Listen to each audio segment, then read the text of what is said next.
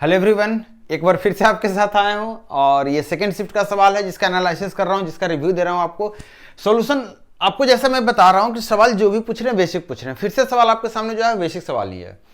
कुछ सवाल आपके स्क्रीन पे है और कुछ सवाल मेरे पास है, मतलब अलग से उसको इसके बाद लिखा जाएगी। देखिए सवाल कितने छोटे छोटे हैं, थोड़ा सा बेसिक कॉन्सेप्ट की आपको जरूरत है। बिल्कुल भी नहीं पढ़ेंगे तो काम नहीं चलेगा, थोड़ा सा बेसिक कॉन्सेप्ट रहेगा, सारे सवाल बनेंगे। देखिए एक सवाल यहाँ पे क्या है आपके सामने, कह रहा है एक मिश्रण में पानी और एसिड जो अम्ल जिसको बोलते हैं इसका अनुपात 4 और 5 के अनुपात में है। बोल रहा है 20% मिश्रण निकाल दिया जाता है और उसके जगह पे पानी डाल दिया जाता है। अब बताइए कि जो नया मिश्रण बना उसमें पानी और एसिड का अनुपात क्या होगा। बस इतना सा सवाल है। आपको पता है कि ये पानी आप डाल रहे हैं, एसिड आपका फिक्स है, एसिड जितना पहले था उतना ही बाद में भी रहेगा ना, सिर्फ एक बार निकाला गया मतलब कम होगा, लेकिन उसको बदलना नहीं है 2 बार। तो कहेंगे कि एसिड था कितना, तो कहेंगे सर 5/9 एसिड था, टोटल 9 में से कितना एसिड था 5। आपने 20% एसिड निकाल लिया। 20% एसिड निकालने का मतलब है अब जो एसिड बचा है जितना भी था उसका 80% है। 80% है कि नहीं, मतलब कितना हो गया इसका वैल्यू निकालेंगे तो 8×5 = 40, 4/9 मतलब 9 में एसिड कितना है 4 है। अगर 9 में एसिड 4 है तो पानी कितना रहा होगा 5। तो यही पूछ रहा था नया अनुपात क्या होगा 5 और 4 का। एक सवाल यहां देखिए, कह रहा है कि एक राइट एंगल ट्रायंगल एबीसी है जो बी पे 90 डिग्री बनाता है। बोल रहा है कि जो ए बी है वो 8 यूनिट दिया हुआ या फिर 8 सेंटीमीटर, और बीसी के बारे में बोल रहा है 15। आपसे पूछ रहा है कि एडी जो है एंगल बाइसेक्टर है। एडी क्या है, एंगल बाइसेक्टर है, तो बीडी की लंबाई पूछ रहा है। आपको पता होगा इंटरनल एंगल बाइसेक्टर या जो एंगल बाइसेक्टर होता है ट्रायंगल का, वो कॉरेस्पॉन्डिंग साइड के रेशियो में इसको सामने वाले साइड को डिवाइड करता है। आप बताइए 8 है, ये 15, तो ये कितना हो जाएगा, ट्रिपलेट्स लगाइए 17, मतलब ये 8 और 17 के रेशियो में टूटेगा। तो 8 और 17 के रेशियो में टूटेगा, इसका मतलब ये कितना हो जाएगा टोटल 17 8 25, 8/25 हो जाएगा, जबकि यह है कितना टोटल 15, तो 15 का 8/25 ही हो जाएगा। आप इसको निकाल लीजिए, 5 या 15, 3 से कट गया और 5 से कट गया, 24/5, 4.8 आ गया। ये बीडी है आपका, ऐसा नहीं करना है कि डी से कर देना, ये बीडी है, यही पूछ रहा था।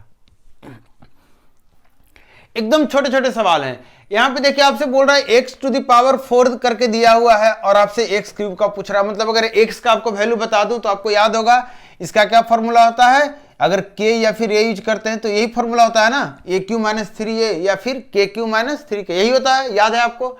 तो यहां से देखिए कि यहां से जैसे ही आप इसको लिखेंगे x² से डिवाइड करेंगे तो आपको x² + 1/x² मिलेगा और उधर मिल जाएगा 142। अब देख लीजिए इस तरह के सिचुएशन में आपको याद रखना पड़ता है 2 जोड़ना है कि 2 घटाना, लेकिन एक तरीका और बताता था मैं कि आपको याद रखने की जरूरत नहीं। अब देखिए परफेक्ट स्क्वायर कहां से बन रहा है, 2 जोड़ने से कि 2 घटाने से, बस इतना सा दिमाग लगाना है। तो जोड़कर परफेक्ट स्क्वायर बनाएंगे तो x + 1/x जो आएगा 144 आ जाएगा, जिसका रूट करके 12 हम फाइनली बोलेंगे। मतलब 12 का क्यूब निकाल लीजिए, कितना 1728 होता है क्या, और -36, 1600 कितना आ गया 96, 36 28 6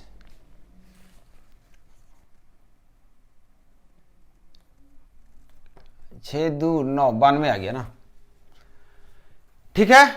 अब देख लीजिएगा। अब देखिए यहां पे एक सवाल, यहां पे फिर से ट्रिपलेट्स पे सवाल है। आपको पता है जो साइन कॉस टैन होता है, जो सवाल ट्रिगो से उठाते हैं साइन कॉस टैन का, वो ट्रिपलेट्स पे ही काम करता है।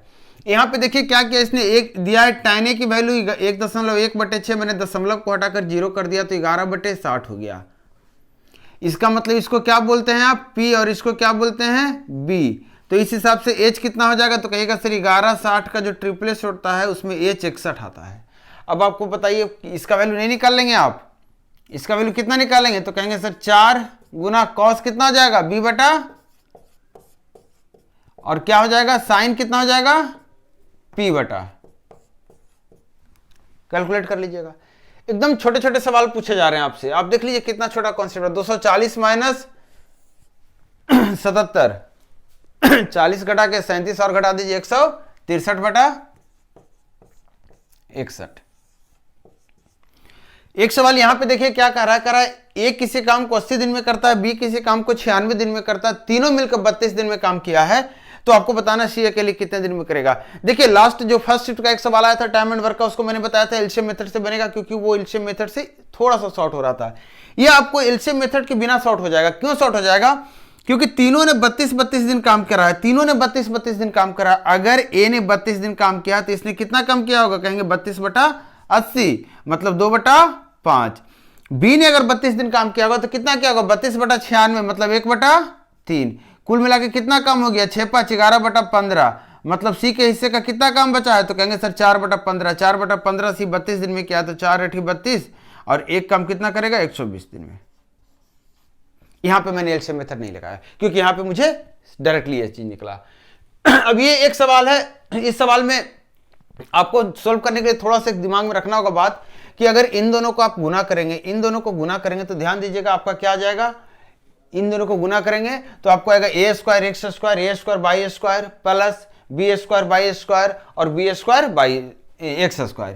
तो इन दोनों को गुना करेंगे तो आप देखिए a² plus b² into x² plus y² जब करेंगे तो आपके सामने आएगा a² x² जो कि यहां से दिख रहा है, मतलब इसका स्क्वायर करना पड़ेगा आपको। डायरेक्ट मैं बता रहा हूं ax प्लस by का जब स्क्वायर करेंगे तो आपको a² x² आएगा और b² y² आएगा। दूसरी चीज आपको यहाँ स्क्वायर करेंगे तो a² y² आएगा, जो भी आपको चाहिए, मतलब a माइनस बी एक्स का स्क्वायर करेंगे तो ये चाहिए। और देखिए यहाँ पे ax b/2 के साथ आएगा और यहाँ भी 2 के साथ आएगा, लेकिन दोनों में प्लस माइनस, दोनों को हटाना है आपको, दोनों को कैंसिल आउट कराना है तो ऐड कर देंगे। मतलब आप कह सकते हैं डायरेक्टली कि इसका फॉर्मूला ये होता है। अब आप मुझे बताइए a² b² गुने x² कितना हो गया, 17 गुने 8, आपका क्या a² b² 25 गुने 17।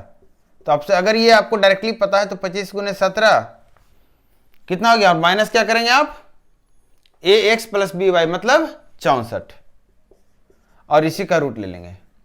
प्लस माइनस आपको दोनों लेना होगा क्योंकि आपके स्क्वायर के रूप में आया है, तो प्लस माइनस आप दोनों लेंगे। अब इसको 25 गुना 17 कर देंगे तो कितना होता है, 7 5 17 25 42 और माइनस 64 कितना आ गया, 361 आ गया, और ये प्लस माइनस 19। ऑप्शन के अनुसार आप टिक मार लेंगे। मतलब सवाल में आप देख रहे हो कुछ भी नहीं पूछ रहा, कोई एक सवाल ऐसा कॉम्प्लिकेटेड नहीं है। इसके अलावा और भी सवाल है, वो आपको दे रहा हूं मैं। अभी भी सवाल आ रहे हैं मेरे पास, सारे सवाल अभी तक नहीं आ पाए हैं, अभी भी सवाल आ रहे हैं। देखिए जो एक सवाल है, सवाल कह रहा है कि एक आदमी है जो 1.4 रुपये पर दर्जन के हिसाब से कुछ सामान खरीदता है, पर दर्जन के हिसाब से कुछ सामान खरीदता, और कितना खरीदता है, 40 दर्जन। इसके 80 जो सामान है, मतलब क्वांटिटी, अब आम है केला है इससे मतलब नहीं है, जो भी है इतना पीस उसका बर्बाद हो जाता है, और जो बच जाता है उसको वो 1.6 के हिसाब से, 1.6 रुपये के हिसाब से वो बेच देता है, पर दर्जन के हिसाब से बेच देता है। आपसे पूछ रहा है प्रॉफिट या फिर लॉस हो रहा है तो कितना हो रहा है, कितना परसेंट का हो रहा है, यही आपसे पूछ रहा है। आप मुझे बताइए कि 1.4 के हिसाब से अगर 40 दर्जन खरीदा होगा, 1.4 के हिसाब से 40 दर्जन खरीदा होगा, तो 40 दर्जन को आप बोलेंगे पीस में बदलेंगे अगर, तो कितना हो जाएगा, 480। तो उसकी लागत कितनी हो जाएगी, इतना गुने 480, और बेचा कितने में है, तो कहेंगे सर 1.6 के हिसाब से बेचा है, और कितना बेचा है, तो कहेंगे इसमें तो 80 खराब हो गया, तो 400 बेचा है। मतलब आपका सीपी हो गया ये, और ये क्या हो गया, एसपी। सीपी और एसपी आ गया तो रेशियो ले लीजिए आप, दशमलव को हटा दीजिए। आप देख लीजिए 16 तिया 48, 3 बार में कट गया, और 2 से कट गया ये 7 आ गया यहाँ पे, और 2 से कट गया ये 20, मतलब 21 के सामान को कितना में बेचा गया है, 20 में। सही है, लॉस में चला गया ये, इसका मतलब कितना हो गया, इसको लॉस हो गया 1/21, 100/21%। कैलकुलेशन एक बार चेक कर लीजिएगा।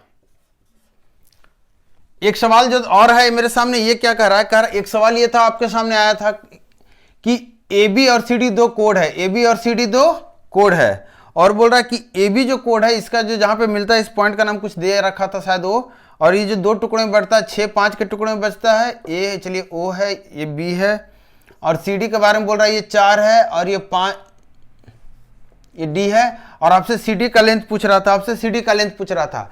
तो आपको याद होगा कि ये जो दोनों कोड का जो टुकड़ा होता है, दोनों का गुणनफल बराबर होता है, मतलब 6 5 30 अगर इधर है तो इधर भी 4 गुनी कितना बराबर 30 होगा, तो कहेंगे 4 7 28 7.5, और यही पूछ रहा था CD की लंबाई, मैंने 4 + 7 कितना हो गया, 11.5।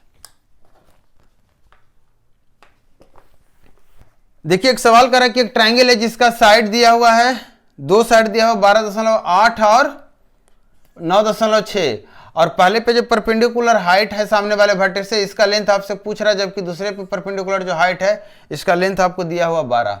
आपको याद होगा कि जब एरिया निकालते हैं तो 1/2 गुने बेस गुने क्या करते हैं, हाइट करते हैं, मतलब आधार और ऊंचाई को गुना करते हैं। ऊंचाई किसको बोलते हैं, जो आधार लेते हैं उसके सामने वाले पे। इसका मतलब आप कहेंगे कि सर इतना गुना ये और इतना गुना ये बराबर होगा, मतलब साइड का जो रेशियो होगा उसी का उल्टा ऊंचाई का रेशियो होगा। तो साइड का रेशियो कितना है, इसको 3.2 से काट दीजिए, 4 बार में गया और ये 3 बार में गया, 4 और 3 का रेशियो है, मतलब इसका हाइट 3 हो जाएगा, तो इसका हाइट कितना हो जाएगा 4। 4 की वैल्यू 12 दे रखी है, तो 3 की वैल्यू कितनी होनी चाहिए 9। एक छोटा सा सवाल था। एक सवाल और बोल रहा है, एक हाइट एंड डिस्टेंस का जो सवाल है, कह रहा है एक पेड़ है, उम्मीद है आपको थोड़ी सी तकलीफें हो रही होगी शायद, अरे गिर मत भाई। देखिए कह रहा है एक पेड़ है जो टूट गया है, टूटने के बाद क्या होता है, जितना ऊपर से टूटा है वो सारा ऊपर का पोर्शन जाके नीचे कहीं टकरा गया जमीन पे, जो कि एंगल 30 डिग्री का बना रहा है। आपको बोल रहा है कि जो जहां पे गिरा वो बेस से 6√3 सेंटीमीटर दूरी है, और आप मुझे बताइए कि पूरे पेड़ की लंबाई क्या होगी। तो आप बताइए कि पेड़ अगर यहां से टूटेगा यहां तक जाएगा, मतलब यही लेंथ इधर भी हो जाएगा, होगा कि नहीं। आपको ये लेंथ पता कर लेना है, ये लेंथ मिल गया और ये लेंथ पता कर लेना, तो ये और ये जोड़ लीजिए, फिर ये और ये जोड़ लीजिए, दोनों सेम रिजल्ट आएगा। आप मुझे बताइए कि 30 के सामने कितना होता है, तो कहेंगे 1, 90 के सामने कितना होता है तो 2, और इसके सामने कितना होता है √3। √3 की वैल्यू कितनी दे रखी है 6 गुना √3, तो इसकी वैल्यू कितना हो जाएगा 6 गुना 1, इसकी वैल्यू कितना हो जाएगा 12, और 12, 6, 18 कितना हो गया टोटल पेड़ का लेंथ। अब मीटर सेंटीमीटर आप देख लीजिएगा, इस पर भरोसा नहीं है, ये आप जब लेकर आते हैं तो जल्दीबाजी में बहुत सारे आगे पीछे हो जाते हैं। एक ज्योमेट्री का सवाल आया था साइक्लिक क्वाड्रिलेटरल का। इस सवाल में ये दे रहा था कि एक साइक्लिक क्वाड्रिलेटरल है जिसका डायमीटर AB है, और साइक्लिक क्वाड्रिलेटरल का भी नाम दिया था ABCD, ऐसे मतलब डायमीटर से ही है ये। आपको एक एंगल दिया हुआ था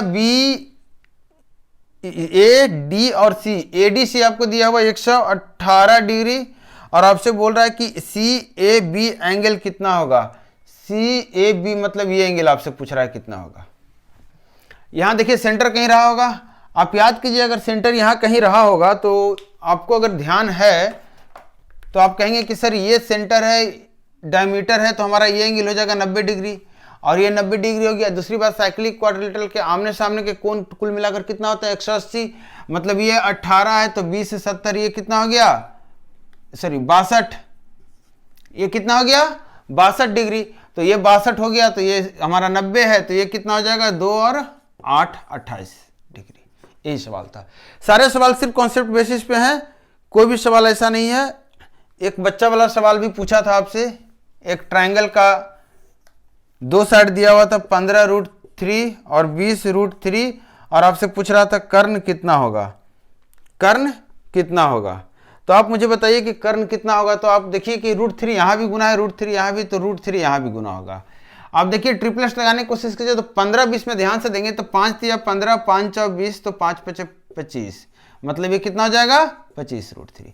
एक गुना करने का तरीका, मैंने 5 का कॉमन आउट ले लिया, तो 3, 4, 5 का ट्रिपलेट्स बना। अब देखिए सवाल जो और है मेरे पास, देख ले रहा हूं जितने सवाल कुछ छूटे तो नहीं है।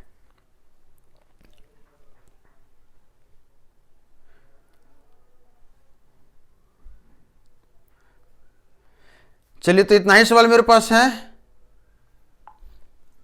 नेक्स्ट एनालिसिस लेकर जल्दी ही मिल रहा हूं आपसे, तब तक वीडियो को देखिए, शेयर कीजिए, कमेंट कीजिए, बताइए मुझे कैसा लग रहा है, फायदा हो रहा नहीं हो रहा है। क्वेश्चन का लेवल एकदम इजी आ रहा है, एकदम बेसिक कॉन्सेप्ट पे आ रहा है, सिर्फ बेसिक कॉन्सेप्ट पे, आप एडवांस आपको जाना ही नहीं है, कुछ भी हो एडवांस तक नहीं जाना है। तो चलिए मिलता हूं नेक्स्ट क्लास में, थैंक यू।